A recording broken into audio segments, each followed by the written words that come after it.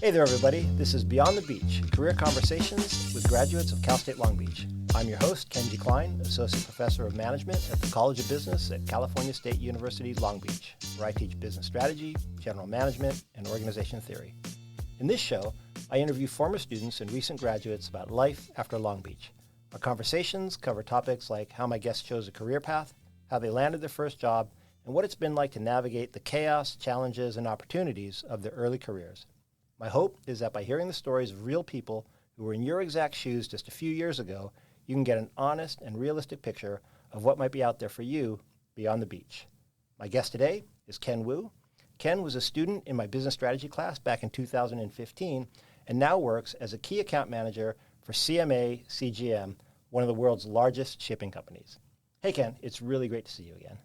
Great to see you, Kenji, and thanks for having me on. Yeah, no, thank you for showing up. I really, really appreciate it. So let's dive right in. I'm wondering if you could just briefly introduce yourself to the audience, a little bit about who you are, when you graduated, what your major was, and then what you're doing now. Yeah, definitely. Before I begin, I just want to say thanks again. This is my first podcast ever, so pretty fun, pretty exciting. Yeah. But to jump into your question, my name's Ken. I graduated Cal State Long Beach in 2015, like you said. I was a business finance major. Currently, right now, in my job, I don't do anything related to finance. Okay. But I have to say that what I did learn here at Cal State Long Beach has definitely helped me in what I'm doing now. Like you said earlier, I'm a key account manager for CMA-CGM, the third largest shipping carrier, soon to be second.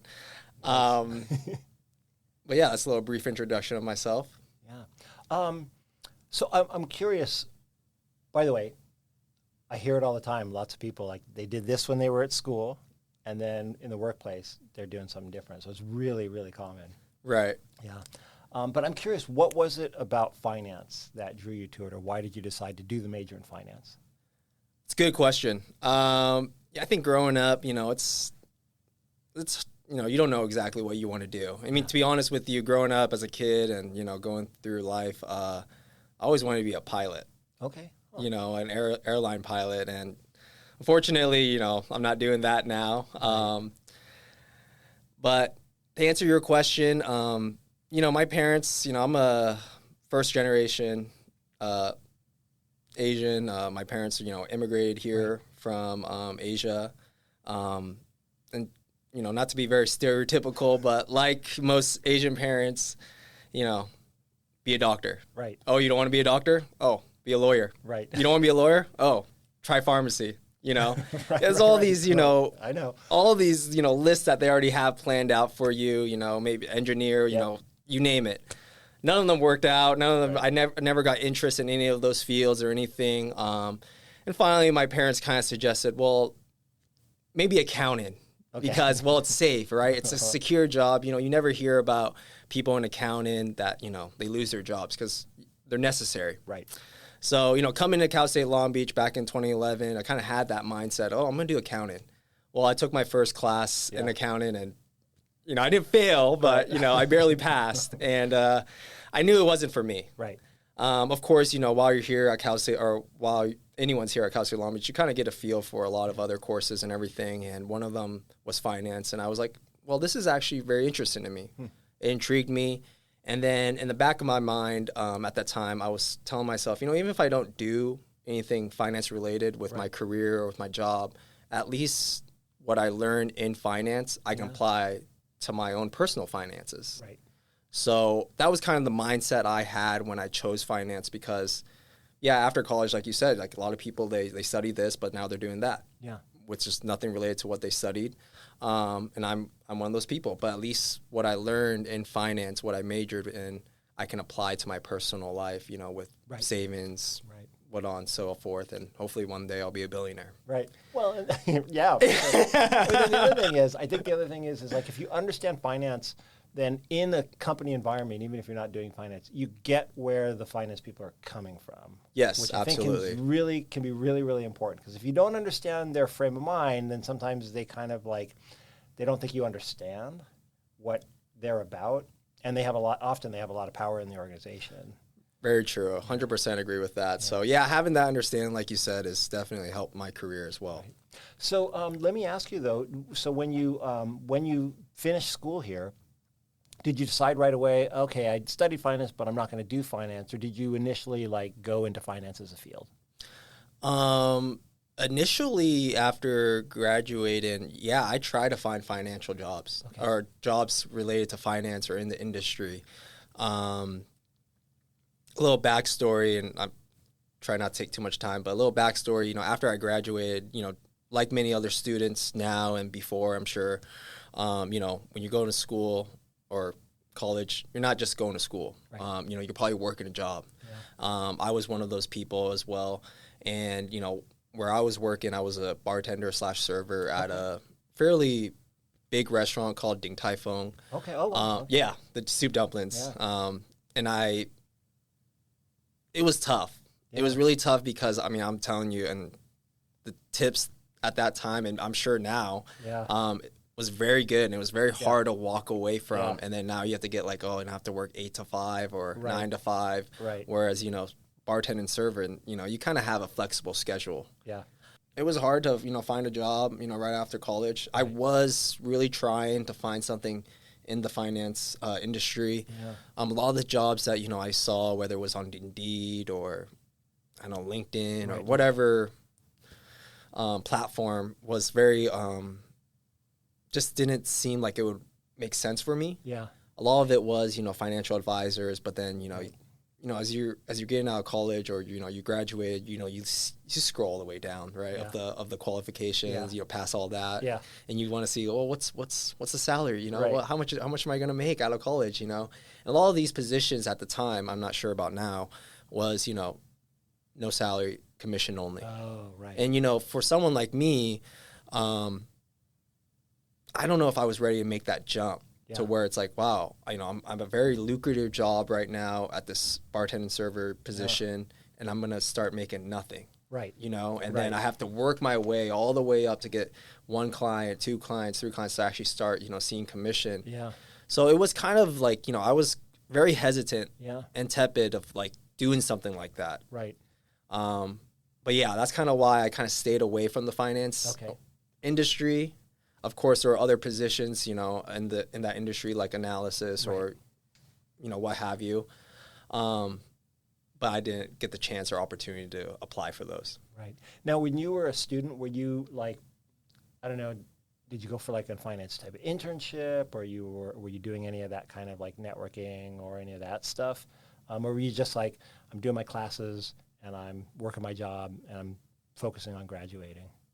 Definitely the latter. I didn't do any internships. Had I done some, you know, to this day, I always wondered, you know, had I done some internships, would I have been a little more, you know, gone that route? Yeah. I definitely did a lot of networking with the, you know, students in my class, finance classes. A lot of them that, you know, actually are in finance still. Okay. Either being, you know, investment banker or financial advisors for, you know, Merrill Lynch or Wells Fargo, whatever. But for me, yeah, it just didn't work out. Okay. But so you did so then you didn't do finance initially, or what was that first job, and how'd you find it, and what was it like? Yeah, no, I wouldn't say I didn't do finance, but I was in the industry of finance. Yeah. My first job was kind of like an internship, but it was also a paid internship, but it could have been a real job. Anyways, it was to be an MLO, a mortgage loan officer. Okay. So somewhat in finance. Right. Man, I want to say I found that job on the beach website. Okay. I want to say, I can't really remember, but that first job, you know, it was very intriguing because one, it was kind of like in that finance industry. So I was like, I need to put my degree into work, you know, try it out. I didn't know much about mortgages or anything of that sort. Of course, I knew what a mortgage was, but I didn't know, you know, I didn't know you got it from a mortgage loan officer, you know. Right. So it was something completely new, but I was kind of, you know, curious. So I applied, interviewed, went through, I think, a couple rounds of interviews, and I finally got the job. And I'll be honest, I only stayed there for like maybe 3 months, actually. Yeah. Okay. So 3 months was short. So what was it? Like, why was it that it wasn't the right place for you? You know, it's hard to say why it wasn't the right place, but I think it was more so of the transition. Okay. From graduating, you know, going to class, going to work, and having this fairly lucrative bartending server job. Yeah. And then now you're going to this 8 to 5, fairly strict schedule, you know, Monday through Friday. Lunch is always at this time, you know. Yeah. And then, you know, truth be told, you know, the benefits weren't that good at this company. The salary wasn't that good. And just the whole time at that time, it just didn't feel right, you know. Okay. And I had friends still, you know, around my age who were, you know, they didn't have, you know, career jobs or professional jobs yet. Right. They were kind of still, you know, either in school or working, you know, kind of a more flexible schedule. And, you know, I see them going out. I see them having fun on, you know, Tuesday night, on a Wednesday night, you know, Thursday nights are college nights here. I still saw that, and I'm just like, man, I miss it. It was tough. Yeah. It was really tough to actually get myself in a routine, and I just couldn't do it. Yeah. And I mean, I don't know if I should say this, but my memory of you as a student in the class please was, you know, you seemed like somebody who really knew how to enjoy yourself. Oh yeah, both inside and outside of class. Yeah. so I was late a lot. Yeah, no, there's that too. There's that too. But you know, just like the sense I got is like, you know, you knew how to have a good time, and so I can imagine like graduating from that, you know, especially now that I know that you were doing bartending and serving, you know, as well. Yeah, sitting down and doing that kind of, you know, 9 to 5 grind, I could see why that would wear on you. It was tough. Yeah. It really was. And even now, I would still say it's tough, but you know, gotten older, you know. Right. Yeah, things change. So 3 months, and then you were like, I'm done. I can't do it anymore. So then what? What happened then? Man, after that 3 months, I was unemployed for a month. Okay. I was unemployed. I was kind of, I was telling myself maybe I should just apply and work at Ding Tai Fung again, you know, take my old position back as, you know, bartender or server.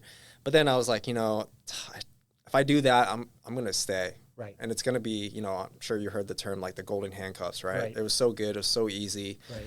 I didn't want to position myself in that. Right. So I really. How much of that was you, and how much of that was like everything that you'd heard from like your parents and stuff? I'm just curious. That's a good question. You know, I would say it was, definitely influenced by my parents a little bit. I mean, at that time, they weren't pushing me to do anything more. Okay. You know, they kind of knew that, hey, you know, you graduated at least. Right. But at the same time, I kind of wanted to, you know, move on from that. Yeah. And at the same time, my brother, you know, he was in graduate school at that time, so I was like, man, I gotta keep up. You know, I can't let the older one, you know, beat me out. You know, he's a lawyer, by the way, so you know he wins. He wins already. So, but the only thing you could have done was been a doctor, right? Right, exactly. That was the trumpet. You didn't do that, so. Yeah. So I mean, now going back to it, I was unemployed for a month. You know, a month is not that long though. It wasn't. It wasn't that long. It actually gave me a lot of time to just kind of like, hey, you know, kind of figure out what I want to do, you know, and I was in the best shape of my life, you know, health-wise, you know, and everything. And then I kind of found my next job, or the next job after that. I 100% can say I found it on the Beach website, the Beach job postings, and that was at a company called Evergreen Shipping America, which is a subsidiary of Evergreen Marine Corporation. I had no idea what it was. Right. I remember I applied. I got a call. So when you did that, had you noticed all the shipping containers that drive around with Evergreen on the side? No, never. You know, it's so funny because before that job, and I don't want to try to divert too much, but before that job, I never thought about how things got here. Okay. I don't know if you know if any other people had that, you know, mentality, but I had no idea. You know, you go to Target, go to Walmart, Costco, whatever, you buy stuff. It's just there. It's on the shelves. You take it. Yeah, every now and then you look at the tag. It's like, oh, made in China or made in wherever, Vietnam. Yeah. You don't think of how it got there.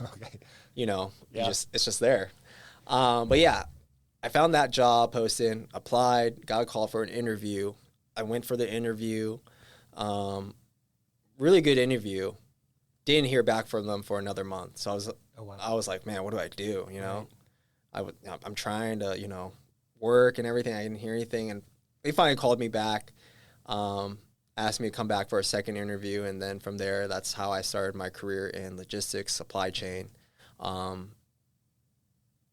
Yeah, and the rest is history, I guess, at least until now. Yeah. So, and what was that job? That job was, the title was sales rep. Okay. So it was a sales position. It wasn't sales in the sense that it was like when I was looking at financial advisor roles. Right. It did have a salary, no commission actually though. Okay. But the salary definitely compensated for, you know, no commission. Right. And then along with the benefits were really good, you know. Yeah. Not to go into too many details, but it had a pension, which is very very unheard of, you know, now these days, unless you're like a fireman or you work for the government or University professor. Oh, wow, that's good. Wow, you got it. Yeah. I did not know that. Yeah. But yeah, so, you know, the benefits made sense. I was like, you know, try it out. And the key point about a pension, by the way, for those in the audience that don't know, it's like, you know, a lot of places now what they have is a 401k. So, you know, they might match, you know, you put money away to retire, they might match it, and you invest it in the stock market, and then when you retire, whatever that money has become, that's what you got, and you got to live on that for the rest of your life. A pension usually is like a fixed amount that you get. When you retire, you're getting X amount a month as long as you live. Right. So if you live to be 1,000 years old, right, they still got to keep paying, assuming they exist that long. Yeah, right. Yeah. So and the company had a 401k. Yeah, and they had one as well. Yeah, 401k plus a pension as well. So it was like, I was like, whoa, this is pretty good. Yeah. And the salary, like I said, at that time, the salary was pretty good. Yeah. And then, yeah. And so how did you feel about sales? I'm kind of curious. Like, were you hesitant because you thought, I don't know if I can do the sales thing? Or, you know, you're pretty social, right? So were you like, I think sales will be all right. I'll be fine in it, or what was going on? Yeah, this is going to sound embarrassing, but, you know, first day on the job, I had no idea it was a sales position. I had no idea. Okay. I remember that first day, they were like, oh, hey, here's your company car, your company phone. I'm thinking to myself, my bad. No worries. I should check my phone too. Okay, it's on silent. It's funny because I had it off, and then I turned it on because I was thinking you might text me. And then I forgot to turn it off again. But yeah, that first day, company car, company phone. I'm thinking, why do I need a company car and company phone? Right. And then I finally realized, like, oh my god, this is a sales position. And I was like, man, I wasn't ready for this. Okay. Which was probably exciting. Yeah. Because I was like, kind of like what you said. You know, I feel like I'm pretty good with people. You know, I can talk, and you know, I'm very sociable. So maybe my interpersonal skills can translate to this position. Of course, I have no understanding of the job itself or, you know, the industry. You know, that's something I can learn, right? I mean, I went to college, I had to pay for that. At least now they're paying me to learn. Right. So I guess that was a motivation. Yeah. So when you realized it was sales, and then you had to figure out how to do it, how'd you go about learning? Like, was it like they had all these trainings that you could do, or you were just like, crap, I need to figure this out? Or what happened? The training was actually very extensive at the company. I have to say Evergreen really did train their employees very well. Okay. In the industry, they are known to hire a lot of recent graduates. Okay. Because they want maybe to manipulate them. No, I'm just kidding. But maybe, I don't know. That's just their style. Yeah. Or their culture. So yeah, the training there at the company was very good. And of course, you know, I did a little additional, you know, reading about the industry myself on the side, but most of the training was done on site. Okay, cool. So I'm wondering if you could talk to me a little bit about, let's see, what that transition was now that you were like, okay, this is a job that you know, that maybe you're planning on sticking with, and you knew you had to learn all these things. So how'd you go about doing it? What was your mindset? What were some of the things that you found were like hard? And what were the things that you found like the most interesting?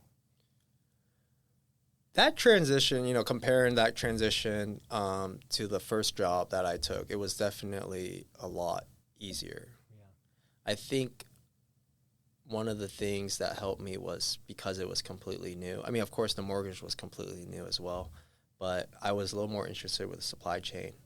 And then, coming from an Asian background, I do have some language skills in Mandarin and Cantonese, and learning that, oh, wow, a lot of, the people I'll be working with speak Mandarin or speak Cantonese. Got it. Kind of made it a little easier for me because then, I'm able to communicate in a language that they're comfortable with or they're familiar with. Right. And it allowed me to actually practice my Mandarin, and Cantonese because I didn't live with my parents anymore. And I was thinking to myself, like, oh, I can use this as a way to, brushing up. But the transition, what really helped me with the transition was, at least at Evergreen, a lot of my colleagues were around my age. Oh, okay. And I think, when you're able to work with people around your age, you kind of get a better sense of camaraderie and just, hearing, tips and stuff from them. At my first job, I was the youngest person there. Right. And I really had no idea. And it was kind of, hard, going up to somebody who's like a senior VP and, he's 50 or whatever. And he's, asking him for, hey, how do you use the printer? No, I mean, I didn't ask that. But, there was. But something that's equivalently fairly simple for the mortgage industry. Right. And, you don't want to sound dumb, but at the same time, you don't want to not be able to do what you need to do. Yeah. But, at Evergreen, you have younger people around you or people around your age at least. And, it was easier to communicate with them. So I think that really helped with my transition. And then at the same time, I think, I just got into the mindset that, I don't want to have to quit again in 3 months. Right. I kind of wanted I needed to at least stay here for a year. Yeah. To really understand if this is right for me. Yep. Kind of going back to, about the previous interview that you had, if this wasn't right for me after a year, then maybe I will go back into doing something in the service industry, Right. But I had to at least go for a year. And that was kind of more of a personal motivation. Yeah, sure. No, it makes sense, right? It is the case where, something that you start at that's kind of hard, some things this isn't for me, but still other stuff it's like, I need to give it some time, right? And then once you push through a barrier, you're like, oh, you know what? It was just the transition was hard, and I'm in it now, and this is perfect. Right. Sometimes you keep pushing, and then after like a year or two, you're like, you know what? I think this isn't right, But you got to give it that time. Yeah, I fully agree. And one thing that one of the professors here at Cal State Long Beach, I don't know if he's still teaching, I remember him saying this in the class I took with him was, when you get your first job, you really have to give at least 3 years there to see if you like the company. Right. But you really have to give that job 5 years if you really like the industry. Right. So I don't know if, that kind of stuck with me too while I was at Evergreen because I was like, oh, well, I like the company, but do I like the industry? Right. And vice versa. I like the industry, but I don't like the company. So that was kind of in the back of my mind. It's like, if I give it at least a year, I'll know for sure if it's, corporate world or careers for me. Yep. And then anything longer than that, then I can say, hey, do I like the company? Do I like the industry? Yeah. So there was kind of little small milestones. Okay. And so after a year, then what? How'd you feel? After a year, I really liked it. I have to say, I mean, it, maybe it was very interesting, learning all this stuff about supply chain, learning like, wow, everything comes from the Far East. Wait, nothing's manufactured here in America, all this. And then, well, how does it get here? Oh, it gets here on the vessel, most likely. I mean, air freight's very expensive. Right. So you learn all this stuff and you get to meet with so many of the importers. Right. Here in Los Angeles. I mean, here LA, Long Beach is the largest port here in the United States. So, you get to meet with all these new people, all these faces. And like I said, I got to practice my Mandarin skills, my Cantonese skills, or language skills in general. And then my interpersonal skills definitely did translate into this position and kind of helped me kind of jumpstart my career. It was a really good feeling, you know. I mean, that position, or even my current job, it's not like sales, right. you know, where like, you know, I make the sale and like, hey, later, you know, right. I never talk right. to you again. You know, it's not like a car salesman. Right. I sell you the product and you're probably I'm never gonna hear from you again. You know, I signed the contract with you. You know, I'm gonna be working with you for at least a year. Right. So as account manager, you're actually responsible for that relationship, basically. Yes. Yeah. Yes. So, you know, I got to kind of pick and choose, I guess you can say, you know, with the customers the clients that I got to work with. Yeah. And, you know, some of the clients that I was, you know, successful with, you know, I can say I'm still working with them now, even at my new job, or some of them, you know, I have their personal phone number, you know, some of them, you know, I don't, you know, we've hung out outside of work. So it was really a great way to, you know, expand my network for both professionally and, you know, made some friends along the way. That's cool.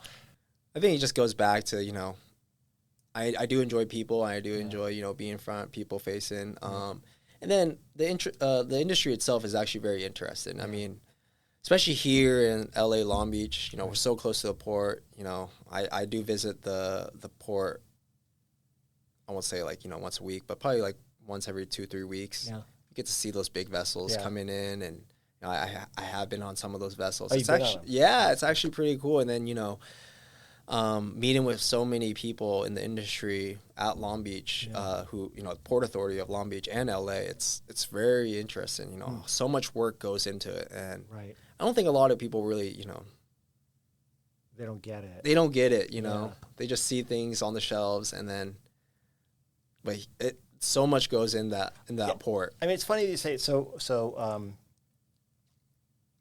you know, I have a son, right? He's 15 now, but when he was younger, it's like he loved to just like go and look at the cranes, picking those containers, and just, you know, we drive around and you could just see so much activity and stuff, and it's really kind of interesting to check it out and see all that stuff and all the work that gets done. I think that question of like how our stuff gets to us is a really interesting one. And then I think, you know, with the supply chain stuff, it's also for me because I'm, you know, I've got this interest in not just the business side, but geopolitically what's going on, right? Right. And so supply chain is really interesting if you're into that stuff, because it's like, it really matters. Like, oh, you know, war broke out in Ukraine, that changed things. It's like, absolutely. You know, there's tension now, you know, like what we're seeing now, right, with the Houthis and all of that. Yes. It's like, okay, it's a shipping problem, right? Yeah. So you're really tapped into all of that kind of stuff as well. So if you're interested in that kind of thing, like the news and what's going on in the world, I think it's probably also a really interesting field to be in. Yeah, definitely. I totally agree with that. Yeah. Especially here at Cal State Long Beach. Yeah. Cal State Long Beach has a very good program for supply chain. Yep. I wish I took it. Yeah. You know, now that if I can, you know, roll back in time, I probably would have taken supply chain here at Cal State Long Beach. It probably would have helped jumpstart my career even more or further. Dr. Robinson would be very happy to hear you say that. Oh, really? I never even met him, too, so I never took a class. She's really working to build the program even more strong than it is. She's really good. So what about challenges? Talk to me a little bit about what was like hard in you know, that transition and this first job and in this career. The first job or the first? No, sorry, not the first one. The one with Evergreen. The one with Evergreen. Yeah. Like, was there anything that was particularly challenging or particularly difficult, or something you struggled with, or something you had to like really kind of work through navigating and figuring it out? Waking up. I'll be honest, waking up at like 7 o'clock in the morning, you know, because, you know, we're taking classes, you know, as students, we're taking classes. You get to choose your schedule. Of course, you know, I was unemployed for a while, so then, you know, I was sleeping in even longer, you know. But all jokes aside, you know, challenges at that time, at least, was really just learning a whole different thing. Because, you know, finance didn't necessarily play in a huge role into supply chain. Right. I mean, there are snippets of finance here and there, but I wasn't involved in that. Right. So what I did learn in finance, you know, didn't necessarily translate to supply chain. So the challenge was really learning the whole supply chain from, you know, from origin all the way to destination. Right. Every single piece of that supply chain. What'd you do in order to learn it? Right, because you're not taking classes anymore. You graduated. Right. So it was mainly, you know, the training at the office through my managers, and, you know, like I said, some additional readings and understanding outside. I did get very, intrigued by it to really understand, how things are, done. Right.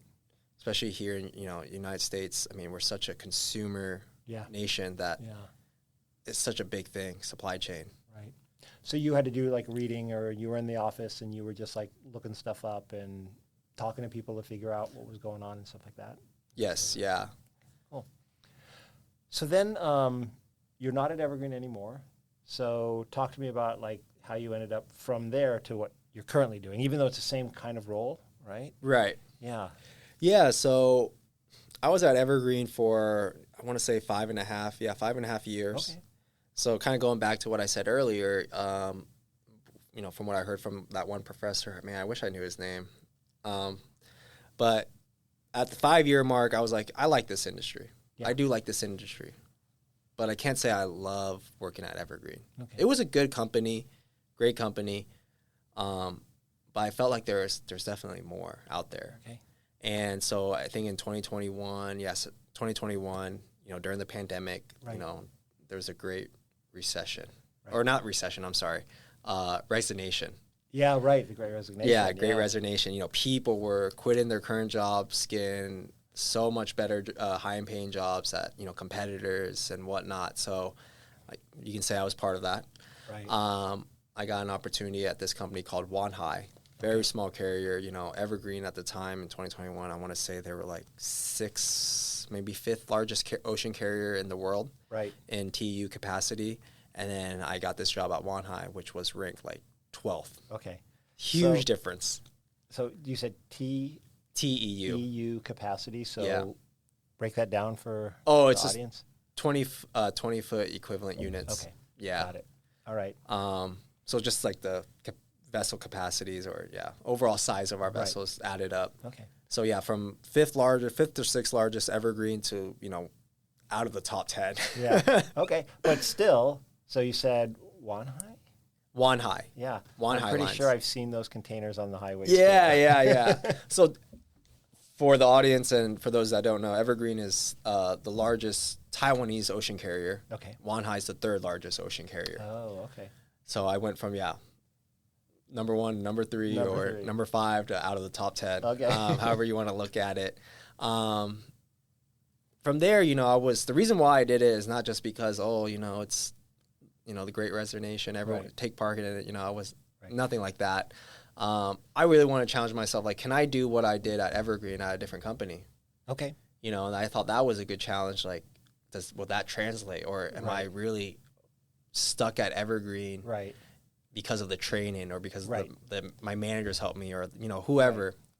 So you don't know if what you're actually accomplishing there is you, or is the structure that you're in and all the support that you're getting and everything that Evergreen itself has, because they're number 1 in large carrier in Taiwan and all that stuff. 100%. Yeah, you hit it right on the nail. So I really want to challenge myself. Like, let's go to a carrier that probably nobody really heard of. Right. Kind of a niche carrier too. Yeah. And I did that. Of course, there was also other compensation, incentives. I mean, again, because of the pandemic, supply chain was a hot area. Oh yeah, it was hot. Such a hot area, and a lot of times it's really hard to get promotions or pay raises staying in the same company. There's always like a limit, like, well, we can give you X% more, but that's it. But when you go to a different company, they're free of all those constraints. Oh yeah, and you can get a big jump. It was. I mean, I don't, not to go into detail. It was like a 40%. Yeah. Well, that's a really big jump. Yeah. So it was hard to say no. Yeah. But yeah, at that time, just to give some, some reference to, prior to the pandemic, 40-foot equivalent unit, like a 40 haiku but 40 standard, was give or take 15 to 2,000. Right. During the pandemic, it jumped to 20,000. Wow. So just to give, so yeah, Wanhai definitely had deep pockets to, attract me there. Right. But yeah, from Wanhai, I started that position in September of 2021. Okay. Was there for about 1.5 years, I want to say. Okay. And to answer myself, I definitely do believe that what I was able to accomplish at Evergreen did translate at Wanhai. Okay. And in 2023, I interviewed for CMA at around like, May-ish. The reason why I want to make that jump to my current job is because, well, CMA, like I said earlier, their largest carrier, it was like, oh, this is a good opportunity. This is a good company. Right.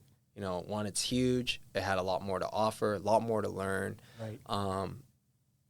And it's just like, I got to at least go for it. And if I see, if I see the job posting, doesn't hurt to try, right? Right. So I did it, and now I'm here at CMA-CGM. And so both of those job transitions were just like you just found a job opening that was posted somewhere and just put in an application, or had you networked for it or anything like that? Networked. Yeah, okay. I networked. In my industry, it's fairly a lot of the same people. Yeah. So I was referred to One High, and I was actually referred again at CMA. Okay. So basically, it's like you had people that knew you. They were like, they liked you, or they thought you were good at what you would do, or they thought you'd be appropriate for this position. So they were just like, hey, this thing is open. You should put in an application for it. Yes. Yeah. And then were you sort of actively intentional about like the networking you were doing, or it's just a matter of your job by its very nature and requires you to meet people, get to know people, and so they get to know you, you're working with them, they can see that you can do your job or whatever. So was it like you're trying to network, or it's just like it just happens because that's the nature of the work that you're doing? Definitely the latter. Okay. The networking, it was just, it's part of the job, try to get to meet new people. Sometimes even the customers would refer, or the clients would refer my name to my employer. Right. Because, a lot of the clients, they don't just use one ocean carrier. Right, sure. They use multiple. Yep. So then, my name gets tossed around from, client from client. Sometimes, you in passing and, industry events, you do meet other people from the same, from competitors. So for One High, it was an ex-colleague that referred me. Right. And then from CMA, it was also an ex-colleague as well. Okay. So I got kind of lucky, I guess you could say. Okay. So that's how a lot of it works, right? Yeah. People know, they know you, they know the work that you do. They're like, yeah, bring them over. We got a position. The sales aspect of the work, is that also very much based on networking or reputation? Is there any cold calling, or how does that work? Definitely a lot of cold calling. Okay. At least in the beginning of my career at Evergreen, it was a lot of cold calling. Now that I definitely have my book, I guess you can say a book of business, right. Not so much. I mean, here and there, yeah. Okay. I never really feel like it's cold calling now, especially with the technology, Right. And there's a lot of platforms, I guess you can say, or information readily available online. Mm-hmm. So it's not necessarily a complete cold call, more like a warm lead. Right. And I'm not trying to, toot my own horn, but I do enjoy cold calling, talking to somebody on the phone and then securing that meeting and everything. Yeah. So maybe I was just good at it. Yeah. But yeah, so. Yeah. Or at least comfortable with it, right? I think that's the thing, right? So for people that are like, some people are just like, the idea of calling someone I don't know on the phone makes me want to puke my guts out, right? For that kind of a person, it's like, that's not the job. Either it's going to take you some work to get over it, or it's not the job for you, right? Right. I feel like now, everyone's so digital, right? Or people just text a lot now. Yeah. When I first joined Evergreen, I remember meeting a lot of people that did not want to pick up the phone. They always said, send me an email. Okay. Or send me a text. Right. But for me, I feel like, I talked with my parents a lot on the phone. Okay. Or my brother, he's not, here. Yeah. Friends and family as well. Yeah. On the phone. So I always thought talking on the phone was very easy. So maybe I just got lucky again. Yeah. I don't know. and in this field, this is really a phone conversation type of thing where when you're trying to get new clients. Yeah, it's definitely a lot easier over the phone. I mean, of course, we use emails, sure. Outlook, but it's so easy to ignore an email. Right. But once you get somebody on the phone, it's hard for them. It's a little harder, right? It's a little harder to say no. Yeah. Pressing delete is way easier than being like, I don't want to talk to you right now. Right. Yeah, that's interesting. Let's see. So let me ask you this then. If you could go because you were studying, right, finance. So I'm wondering if you could go back in time to, Ken 2015, right? What advice would you give your college self? Knowing what I know today as well? Yeah, knowing what you know today. Okay. Like if you could go back in time and just be like, hey, you should think about this, or this might be useful for you, or... I will say this. I wouldn't change, like, hey, you need to change your major, try, get all the, whatever. I say, hey, stick it out to finance, do that. But I would say, and if there's one thing that the audience or anyone that listens to this takes away, is know how to use Excel. Right. 100%. Like, I'm not saying I was really bad at Excel. Right. Coming out of college or graduating. Yeah. With finance, you do a lot of Excel. So I did have I want to say a decent understanding of Excel. Yep. But even now in my position, I'm, business development or sales or whatever you want to call it, account management, whatever. Yep. I use a lot of Excel. Yeah. And there's so many tools in Excel that people don't know. Yeah. And Excel is, it's been around, I don't know how long, probably longer than both of us. Yeah. Maybe, I don't know. Not you. Okay. I've been around longer than Excel. That's how old I am. But if you're going to be in the business world, whether it's marketing, whatever, you need to know how to use Excel. Yep. And I don't know if Cal State Long Beach now offers more classes on Excel or has an emphasis on Excel. Yeah. But they definitely should, because if you can use Excel proficiently, and I mean seriously proficiently, not just, you know how to sum total something. Right. If you know how to use it proficiently, you can do anything in business. Yeah.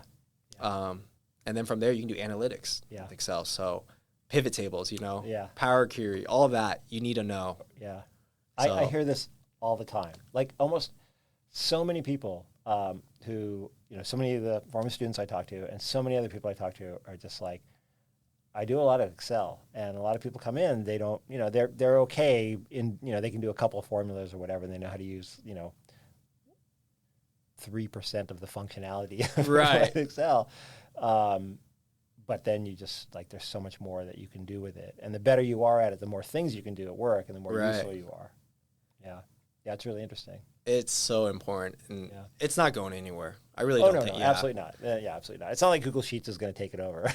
No. Right. And it's, at the end of the day, it's what most companies use to do a lot of their things. So if the audience takes anything away from this, interview or this episode, get on Excel. Yeah, it's funny. I mean, we have like this, this, what is it, IS 255 or whatever. We do I remember that class. We have a course, but it's basic, right? It's very basic. And I don't know, I've actually been giving this some thought, quite a bit of this thought recently, just because I've had so many people talk to me about how important Excel is. It's like, we really, like, someone, I don't know if it's, the college or what, needs to create like a course where you actually learn how to do all these different things in Excel. Would be super useful for people. But we don't have one of those now. What we have now is,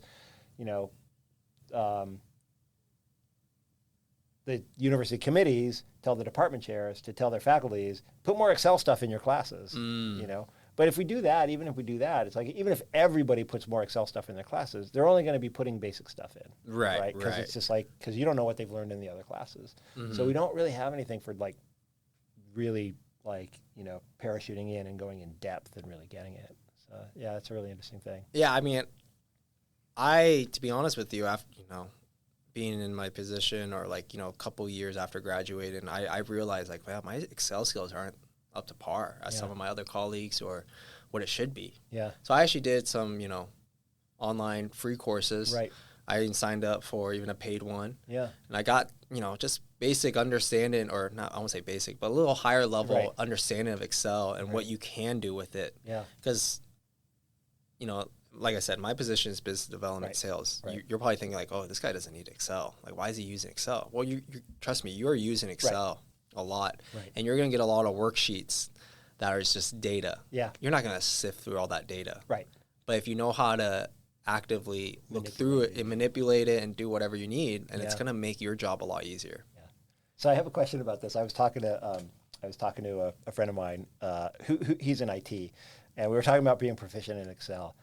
And I was saying, proficient in Excel means you understand like the functions that it has and the different things that you could do it. And he had a different day because he's in IT. It's like, if you have to use a mouse, you're not proficient in Excel. He's like, if you can't do everything with just like shortcut keystrokes. Oh yeah, I agree with that. You agree with that? Oh yeah. Because it takes so much longer to use a mouse. Oh yeah, right. I mean, if you're highlighting the whole chart, right. you're not proficient. You're not right. even close. You right. don't even have So you have to be able to know all the shortcut keys and use them, like not all of them, but the main ones. The main ones, like Control A if you're listening, know that kind of stuff. His take was, if you even touch the mouse, you're not proficient. Yeah, that's pretty. That's a tough level, but if you know the shortcuts, that would help, and then 100%. And it cuts your time down. Like you get stuff done so fast, right? When you can do it that way. Absolutely, and instead then of having to. Trust me, when you're doing it in front of your your boss or your manager, VP or whatever, they're gonna be impressed. Trust me. Yeah. Especially in the business or sales. If you're doing sales, you're doing that. If you're financing, then they expect it. Yeah, finance for sure. But it's kind of interesting. It's almost a shortcut to huge like business credibility, right? If it's like, okay, I did 4 years to get my undergrad degree, but if I had taken just a little bit of that time and dedicated to Excel, I could come out and people are going to be like, dude, that guy's a badass with Excel. Absolutely. 100% agree. Yeah. Okay, that's interesting. Let me see. So that's something that you didn't have as college education, but you would have been like, oh, it'd been really great if I had done this as college. Yeah, I mean, like you said, I did take. I think it's required that IS 255. I think 255. Yeah. So I did take that course. It was very basic. Yeah. Very easy to pass. Right. And if I could tell my 2015 self, it's like, hey, you should be doing more Excel. I mean, like I said, I did do some Excel. In the finance courses, learning a lot of the finance functions and everything. Right. But other than that, there was so much more to learn about it. So I wish I had done more. That's cool. Okay. And then what do you think from like the undergraduate thing that you found was actually particularly useful? Was there anything that you got a lot of value out of or you found was really useful?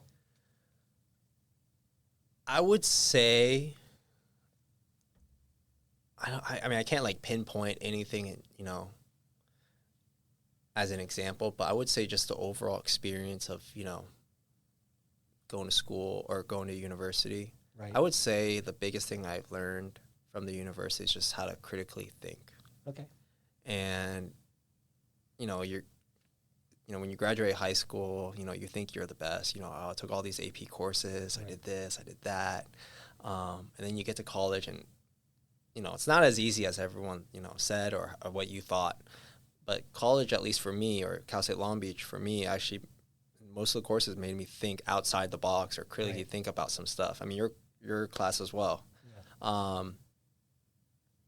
That's probably the one thing that I've really taken away because just being able to kind of not just see everything as it is. Right. And kind of seeing, well, what's the message behind it or what, what else is... It's not like here's a definition or here's this situation and so this is the right answer. Or, right. It's like, oh, here's the situation now. How do we look at this to make sense of what's going on or what's behind the scenes or all of that stuff? Yeah, it's interesting because it's kind of like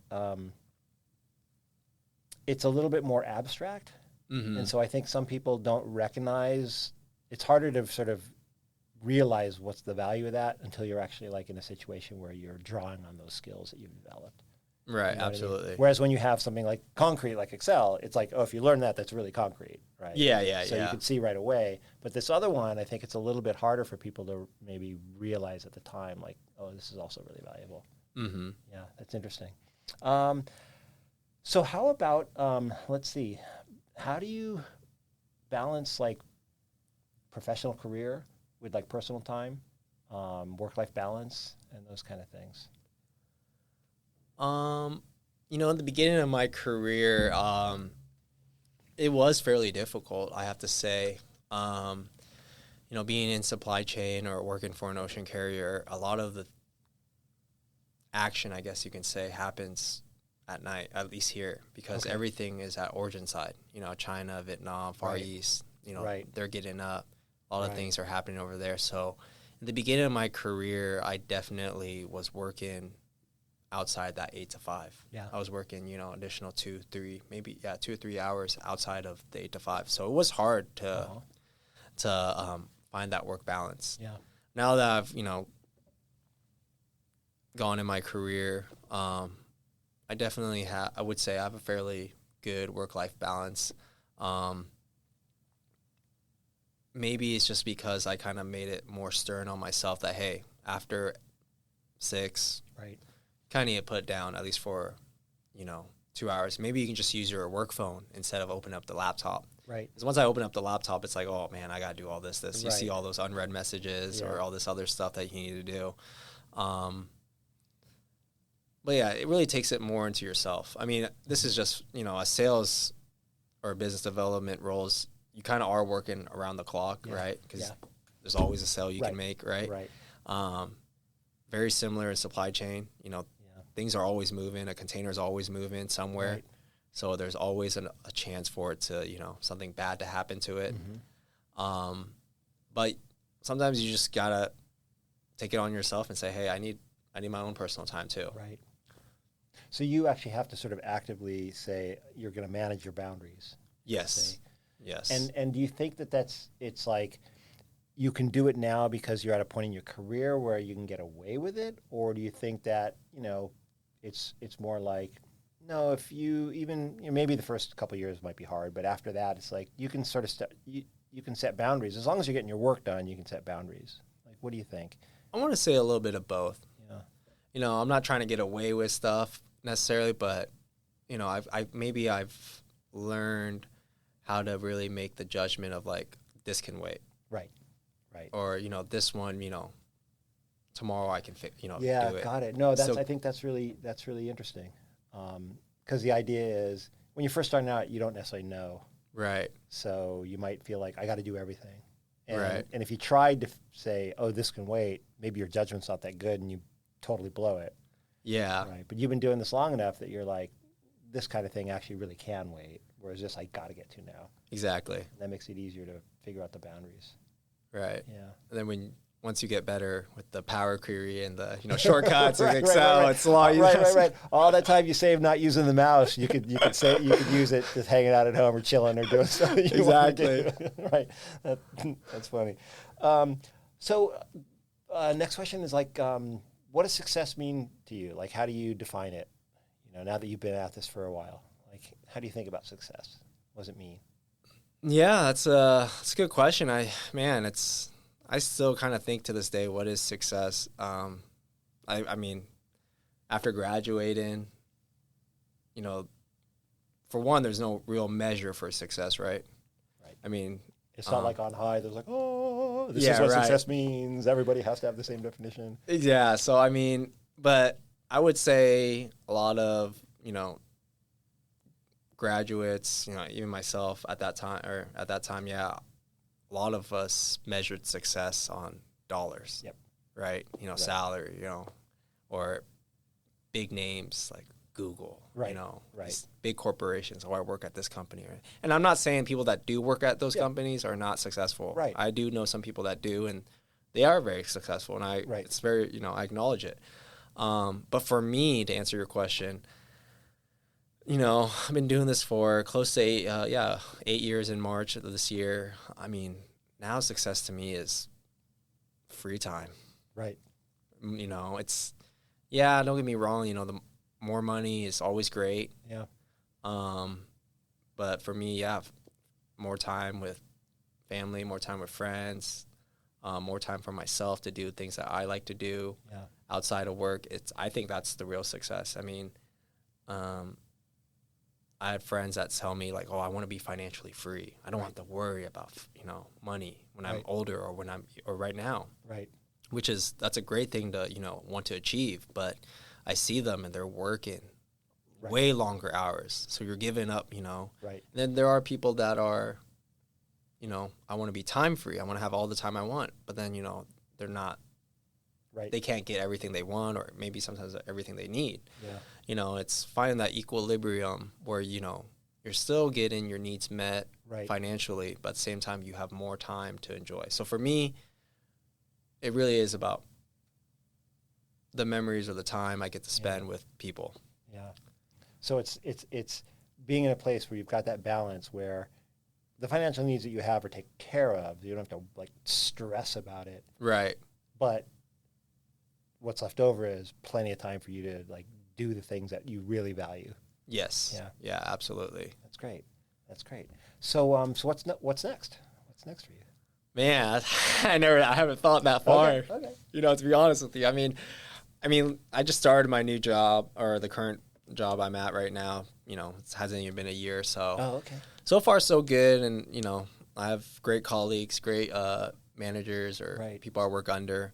I guess really now it's just more personal growth. Yeah. I'm actually learning how to snowboard for the first time. Oh wow. Okay. So maybe that's kind of short term right now. Let's get better. I'm actually going tomorrow. Oh, nice. Yeah, taking a day off. See how. Yeah. So. Isn't it going to be intense like the storm still, or is it going to be okay? According to the forecast, it should be okay. Okay. It ended tonight, or will end tonight. I went actually the first time 2 weeks ago, so this is my second time tomorrow. So, excited. But long term goals. I'm still kind of figuring that out myself. Right. I'm assuming there is a path within the current company, within the industry that you could take if you decided that that's what you wanted to do, right? But right now you're not thinking about that. You're like, I've been here for a year. I'm gonna get settled, figure this out, do this, and then take time to focus on stuff outside of work for yourself. Yeah, I definitely do see, there's growth and opportunities at the current company that I am in. And I also see that there's a lot of growth and opportunities outside. Right. One of the things, I've taken into myself to do is I actually do more education, not necessarily graduate. Right. Even though I have thought about doing a graduate program because my company does pay for a good chunk of it. And I'm actually thinking out Cal State Long Beach for their supply chain management. But before that, I was actually doing project management courses. Okay. Because I do see project management as something that, is a very valuable skill and to know about. And, you don't necessarily need to know so much about that industry, but if you know that skill of project management, you can do a lot in any industry because most industries are going to use some form of project management. Yep. I don't know if Cal State Long Beach has a project management course, but we do now. You do now? Yeah. I would highly recommend, students to take that course. There's a lot of good, I learned a lot in it was only like a three-month course. Right. But it's segmented into multiple segments. Yeah. But I only did the first one. I plan on doing the second one. So that's something, for myself, even if I don't do anything in project management, at least I have that knowledge. Right. And that skill. Maybe look into a PMP. Yeah. But so just building a skill set in case you decide to go this direction or that direction, so you've got options. Exactly. Yeah, that's cool. Awesome. So I really appreciate your taking the time to talk with me and sharing what you've been doing. Yeah, definitely. It's been great to be on. And it was also just really good to talk to you after, 7 years, 8 years? 2015, 9. Yeah, 8 or 9 Oh, years. yeah, give or take, yeah. Yeah, that's awesome. All right, thanks so much, Ken. I really, really, really appreciate it. Of course, thank you.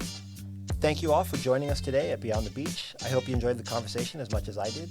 And if you're enjoying the show, please consider subscribing on Spotify, Apple Podcasts, YouTube, or wherever you get your podcasts. And for those of you who want to go the extra mile, leave a review or a comment. I'd love to know what you think.